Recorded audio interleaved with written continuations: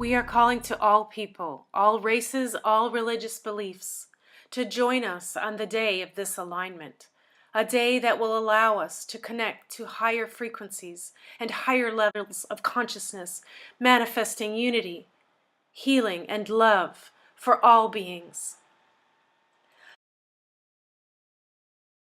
We're an interesting group. I'm a licensed mental health counselor and a therapist. Jill is a sound healer and a life coach, and Florence is a physicist. I'm a physics teacher at the university, quantum physics, nuclear physics, or fundamental physics. We want as many people to know about it as possible so that we can have this joint energy of thought, prayer, and sound that will be taking place all over the globe.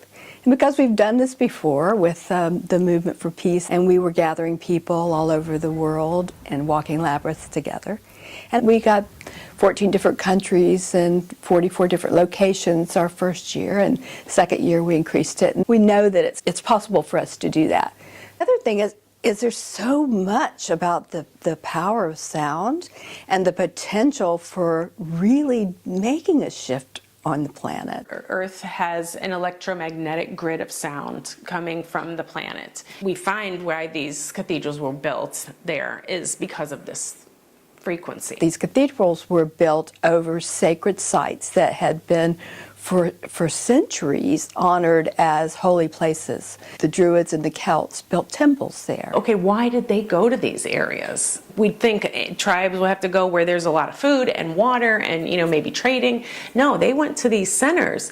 And they were built over underground rivers or streams, and often limestone was in the deposit below. So it created an electrical charge that was measurable and is measurable today. The geobiologist that we're working with, his name's Rory Duff. He's been doing this research for years.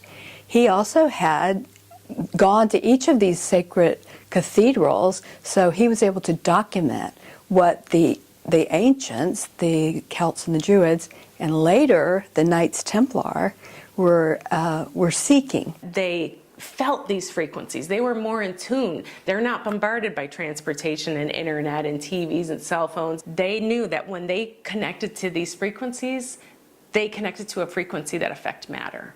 And they were trying to give us that message. We are sending frequencies that are harming our planet. That's for sure. We know that. We are sending frequencies that harm each other. But the good news is we do know that there are frequencies that can heal the body and that can heal the planet. And that's what we want to teach people. Every one of our thoughts is important, that we are a vibration that offer energy to the planet. We've been taught for many years to live in fear. We're not supposed to live from fear. Our mind is a great tool and it looks for fear. We've got so much coming at us. So the mind's going to always look for that. Just the energy of thought is so powerful. But if we drop back into our heart and we come from a place of compassion and we can tell our mind, oh yeah, that's a good warning, but I'm okay. If we can shift group thought to a place where we are focused on knowing that our thoughts are so powerful that we need to monitor them so that we don't drag the planet down. What's really important? We're right here, right now, feeling love. So you can do that anywhere in the world. We do have the same skills as those ancient tribes. We're just not paying attention. At each of those cathedral sites, we'll be doing prayer, meditation, and using sound healing. And on the 28th, particularly when this alignment happens, we will be doing special ceremony that we're asking people across the planet to join us in with prayers, good thought. To make that shift of consciousness from fear to compassion. That's what our goal has been for the last 3 years in the Movement for Peace, is going from fear to compassion. So I think if we come together again as a race and from a place of a frequency of love and really tune into that frequency, we can heal ourselves, we can heal each other, and we can heal our planet. Each of these cathedrals had a particular planet associated with them. What they discovered, the researchers, they found that there was going to be a date when all of the planets associated with each of those cathedrals and the chakras were going to be aligned. And I'm not talking about lined up in the heavens. I'm talking about lined up in the position of the cathedrals on the map. And they discovered that that alignment would happen on July the 28th, 2019. On that day, there will be a standing wave that's produced when that alignment takes place. It's going to present us with a unique opportunity, and we can all be a part of it.